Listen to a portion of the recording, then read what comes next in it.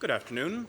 The NATO Secretary General and the National Security Advisor of the United States will make short statements, and then we'll have time for questions. Secretary General.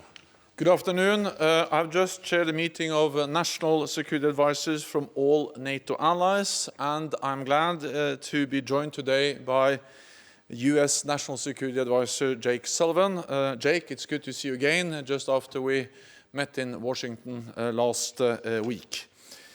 In our meeting today, NATO allies discussed our preparations for the Washington summit in July, including Ukraine, deterrence and defense, and the growing challenge posed by China.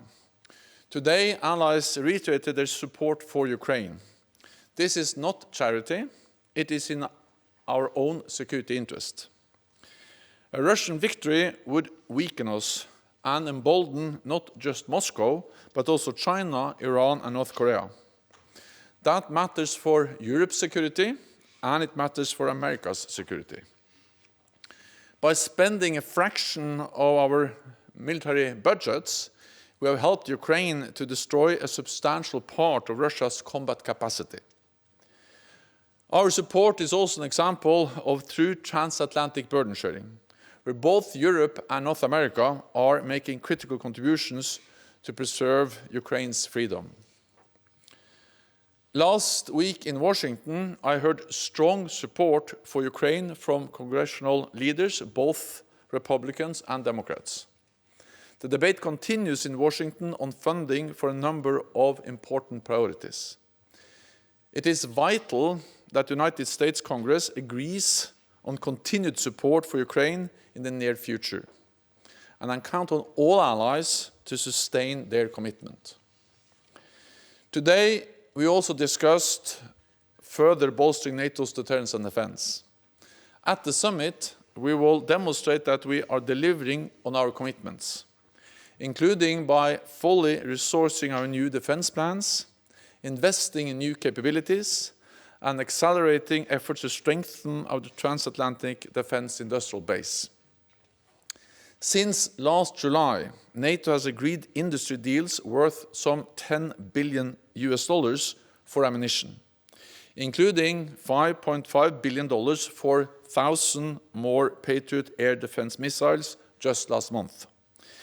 A deal that will build more production capacity in Europe for this vital capability. The world has become more dangerous, but NATO has become stronger, with more forces, higher readiness, and increased defense investment. We can never take peace for granted, but we do not see any imminent threat against any NATO ally. NATO is now holding Steadfast Defender, our biggest military exercise in decades. Our exercise demonstrates that there should be no room for miscalculation in Moscow about NATO's readiness and resolve to protect all allies.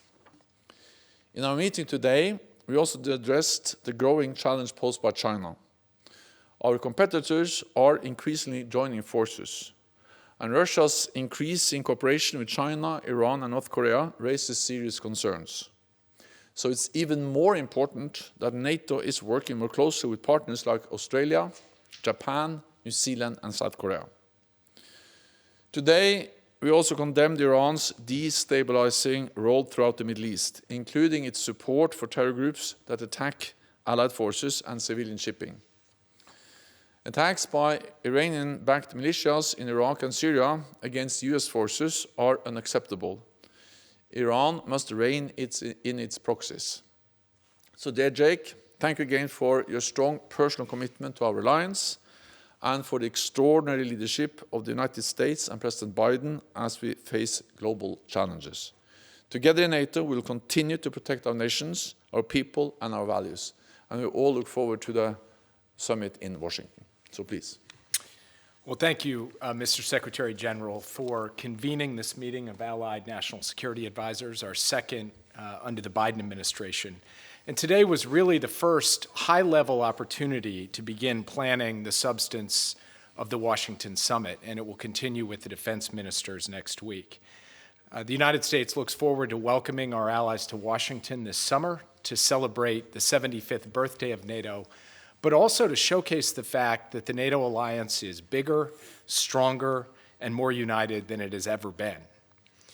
We covered the full range of issues, and you heard the Secretary General lay out much of what was discussed today. I just want to highlight a few that will be front and center as we head towards Washington in July.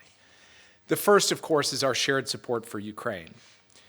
Putin has been counting on dividing this alliance, but today we heard again total unity and a degree of intensity of that unity that has not flagged one bit since the beginning of this brutal invasion by Russia nearly 2 years ago. Putin has also been counting on flagging support.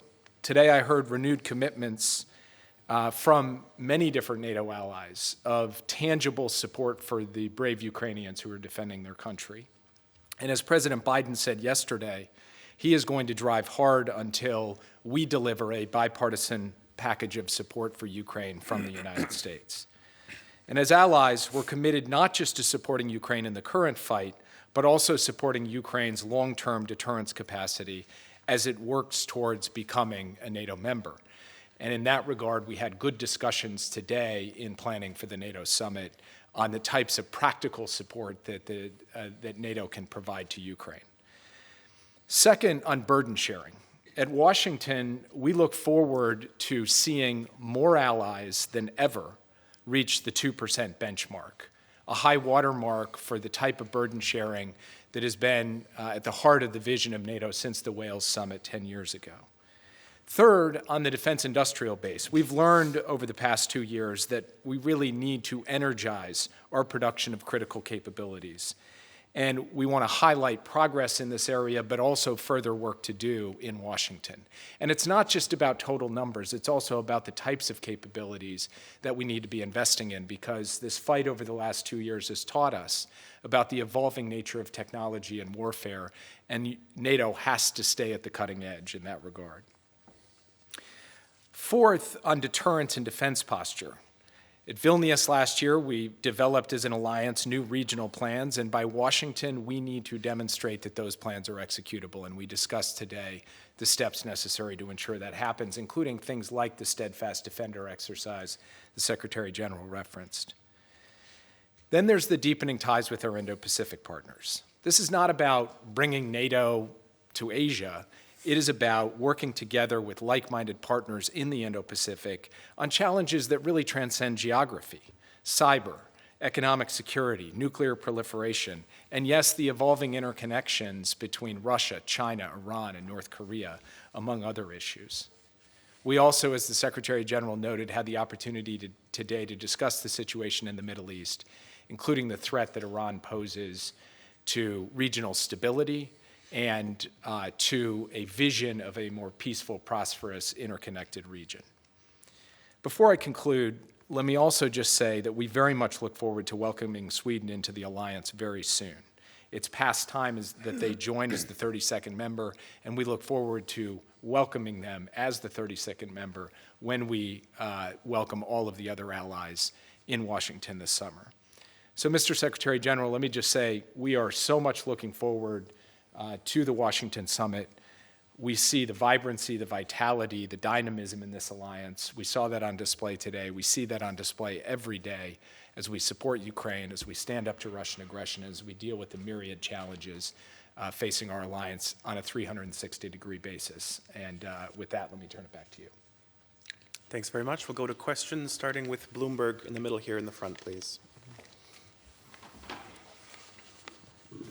Natalia Drozdyak from Bloomberg. Thank you so much for this question. Mr. Sullivan, what's the plan B for Washington's support for Ukraine? We've heard repeatedly in the last few weeks and months that from the White House that this package would eventually get through Congress, but it keeps failing. At what point do you start looking at alternatives? And Mr. Secretary General, what can NATO do if the U.S. can't get this aid passed for Ukraine? Thank you. So first, we're not focused on Plan B, we're focused on Plan A. We're focused on passing a bipartisan support package for Ukraine that will provide it with the tools and capabilities it needs to continue to defend effectively and to take back territory that Russia currently occupies. You've seen a lot of toing and froing in the Congress, and I'm not going to get into the details of that, particularly standing here in Brussels. But what I will say is this. Even in the last 24 hours, you've seen a significant number of Republicans come out and say that no matter what else happens, we need to move forward a package of support for Ukraine. As President Biden said yesterday, history will record any failure to deliver the type of assistance that's contained in the package that was put forward this week. And we fully intend to drive to the point where that package passes both the Senate and the House and lands on the President's desk for signature. At the end of the day, there is no alternative to the United States stepping up to the plate and providing a level of resources that allow Ukraine to have the artillery, the air defense systems, and the other capabilities they need. And time is of the essence in this regard. So we are going to stay focused on that, and we believe that we still can and will deliver it. First of all, I think we need to recognize how important our support has been since the full-fledged invasion happened or took place in 2022. What we have seen is unprecedented support from NATO allies, and our support is making a difference on the battlefield every day. And it's the support from NATO allies that has enabled and made it possible for the Ukrainians to liberate 50% of the territory that the Russian forces occupied in the beginning of the war. It's our support that enabled the Ukrainians to open a corridor in the Black Sea, pushing back the Russian Black Sea fleet, and also enabled the Ukrainians to inflict heavy casualties on the Russian invaders, more than 300,000 casualties. They lost thousands of armored vehicles and hundreds of aircraft. So the first message is that our support makes a difference. It really helps the Ukrainians to demonstrate that this was a big strategic mistake of President Putin to invade Ukraine. He believed that he was able to take control of Ukraine within days. And now the war soon will move into its third year, and the Ukrainians have been able to actually make important gains. That's the reason also why it is important that the support continues. And as National Security Advisor Jake Sullivan just said, we are focusing on Plan A, and that is that all allies continue to support Ukraine. This is truly a joint effort by Europe and North America. We actually see burden sharing within the alliance when it comes to support to Ukraine. And I expect the US to make decisions in the near future to continue to support Ukraine. Next question is Reuters in the second row, please. Andrew Gray from Reuters, a question for both of you. How concerned are you by President Zelensky's decision to dismiss General Zaluzhny at this critical time in the war? And what does it say about the state of civil-military relations in Ukraine, given that in most democracies, if a civilian leader had said that he no longer wanted a chief of staff in office, then that person would no longer be in the job? So I'll leave it to the Ukrainians to speak themselves to the question of the future of any one of their military personnel. That's a sovereign decision for a sovereign country to make, and obviously an elected leader has to make his choices about who occupies the upper rungs of the military leadership. All I can say is that from the United States' perspective, we're going to continue to support both the Ukrainian government and the Ukrainian military in their efforts to continue to get the kind of progress that the Secretary General referenced. But we will leave the decisions, the personnel decisions, to the Ukrainians. That's not for us to decide from Washington or from here in Brussels. Yeah, and I agree. Just to highlight, this is of course a Ukrainian decision. It's not for NATO to have any opinion about that. But I welcome the very clear statement from Foreign Minister Kuleba that any changes will not affect Ukraine's relationship with partners and with NATO. So we will continue to support. That's what matters, and we will continue to do so. Next question from the Washington Post, please, here. Thank you for the National Security Advisor. Hungary promised not to be the last ally to ratify Sweden's entry into NATO, and yet here we are. We still don't have a sense of when or if this will happen. Some US lawmakers have proposed tougher measures, potentially sanctions, changes to visa rules for Hungary. I'm curious what specific measures the administration is considering to close this deal. And for the Secretary General, same question, essentially. Hungary said it wouldn't be the last. It is the last. Can this alliance, and can you still trust Hungary as an ally? Thank you. So first, in the session today with the National Security Advisors, we heard security advisor after security advisor say that it's past time for Sweden to get in, and to directly address the representative from Hungary to say, indeed, they are the last, and it's a matter of credibility and obligation that they take the necessary steps to complete the parliamentary process so that NATO can, in fact, welcome Sweden as the 32nd member. We see a path forward for that. Of course, we're staying in close consultation with Sweden, who sees a path forward for that. So I'm not going to stand here today and make particular threats or speculations about steps we would take down the road. But of course, our patience on this can't be unlimited either. So we'll continue to watch it carefully, but hope that there is a constructive resolution to this issue in the very near term. I spoke with Prime Minister Erdogan a few days ago, and he made it very clear that he strongly supports Swedish membership of the alliance. It is also clear that the Hungarian parliament is not in session now, but they will reconvene at the end of February. And the message was that soon after that they will make a decision on ratification of Sweden. So I expect that Sweden will be a full member in the near future. We have to remember that what we have seen since February 2022 is one of the fastest accession processes in NATO's history. Finland and Sweden applied in May 2022. Already in July, they were both invited. Then Finland became a full member in April last year, and I expect then Sweden to be a member very soon. That demonstrates that NATO is not only getting stronger, but NATO is also getting bigger. Finland already a member, and Sweden very soon. Time for just one or two more. We'll go to the Telegraph, please, here in the second row. Thank you. Joe Barnes from the Daily Telegraph. The National Security Advisor, Tucker Carlson, is about to broadcast an interview with Vladimir Putin. We know Tucker Carlson is highly critical of US Western support for Ukraine.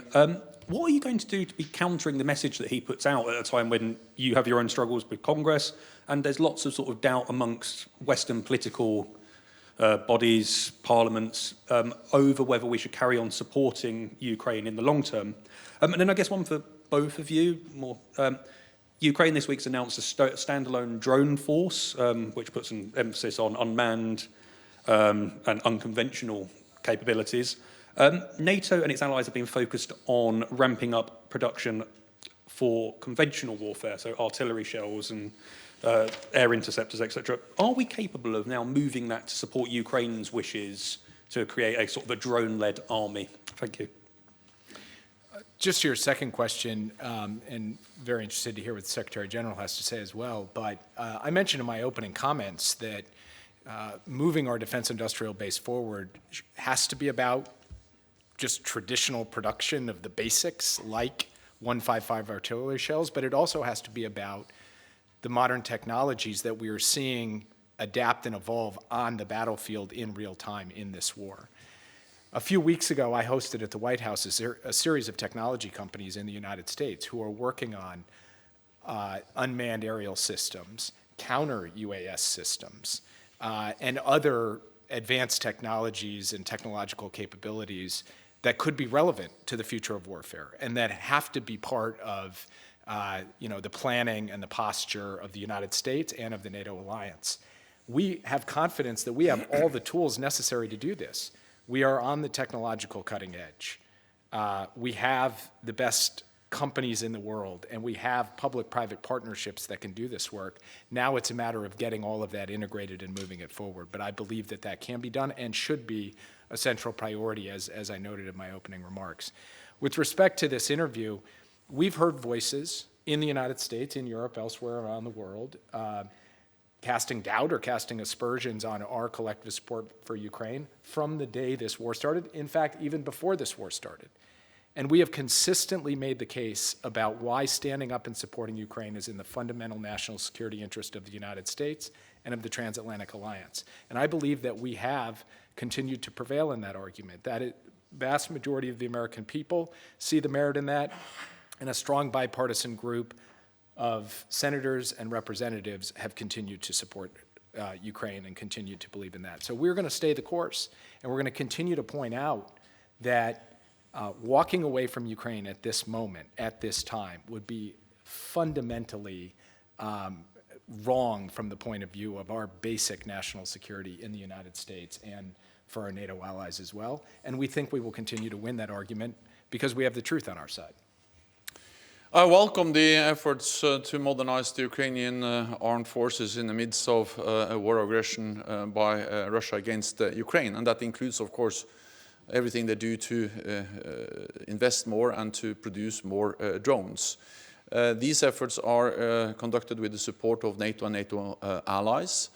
I think it also demonstrates the importance of working with Ukraine to ramp up also their industrial base, because this is now a war of attrition, and a war of attrition becomes a war of logistics, and then it depends very much on the production capacity, also when it comes to modern systems, like, for instance, drones. Then I think we need to remember that drones have played an important role throughout this war. And the NATO allies have also provided support throughout the war. For instance, Turkey has provided the Bayraktar drones since actually before the full-scale invasion, and now they are now establishing a new factory to produce drones, which is then a Turkish drone factory in Ukraine. And that's one example of many how NATO allies are supporting Ukraine with direct deliveries of weapons and ammunition, but also by investing in and ramping up their capacity to produce their own weapons. Lastly, I think that we need to recognize that the war in Ukraine is a challenge because it is a combination of kind of First World War trench warfare combined with modern technology from the 21st century, including drones. And that's exactly the challenge that we are then addressing together with Ukraine by providing support to them. Time for one final question. We'll go to Fats in row 4, please. Thanks a lot for this. Thomas Kutschka with Frankfurter Allgemeine Zeitung. I have a question to both of you. There's an ongoing debate here in Europe whether European nations are doing enough in terms of military support for Ukraine. Clearly, those at the eastern flank are spending much more, both in absolute numbers and also in share of their GDP than nations in the south. So many people in this city point to, for instance, as France, Spain, and Italy as not spending enough. How do you view this? And would you be in favor of setting a percentage of GDP for military support in favor of Ukraine? Thank you. From our perspective, the overall picture of Allied burden sharing and Allied contributions to Ukraine looks quite healthy. The United States has come in with a huge contribution over the past 2 years, but so have a lot of European partners, and the total European support, including on the defense side, has been robust and far beyond what I think anybody would have expected when this began. Now, obviously, there are differences among different countries. I'm not going to stand here and speak about any one country. But I think that the formula that we have right now, led by Secretary Austin through the Ramstein process, the UDCG, is generating the kinds of contributions that we would like to see. And some of the major limitations are not actually about people stepping up with resources. It is about these defense industrial base issues that we were just talking about. So I'll leave it to others to have the debate about whether any given country should be doing more. And I don't know that we need a mechanical formula as long as we're getting the overall kinds of resources that are necessary. Of course, we always want to see more. And we're going to countries and saying, hey, there's a particular capability and we need to fill this hole and you've got it, please give it. So don't misunderstand me. We're constantly egging countries on and encouraging them to do more and challenging ourselves to do the same. But I do want to reinforce that the coalition of countries that has come together to support Ukraine has moved fast and has moved big, and we just need to keep that up, and where there's specific gaps, we need to fill them. Yeah, and again, I agree. I think that what we have seen is actually really burden sharing in practice, demonstrated by European allies and North America together. And especially if on top of the military support, where the US have played a leading role, also add the economic and financial support, where European allies and Canada have played the most important role. If you take all that together, it's really burden sharing across the alliance. Of course, we address what each and every ally can do, both within NATO, but also within the Ramstein format, where the US-led contact group for Ukraine is actually going through different lists of specific requirements. We are asking then allies to do more. So we always would like allies to do more and not least sustain what they're already committed to do. And that's the main message today, is that we must sustain our support, and that's a responsibility for all allies. That concludes this press point. Thank you very much. Thank you.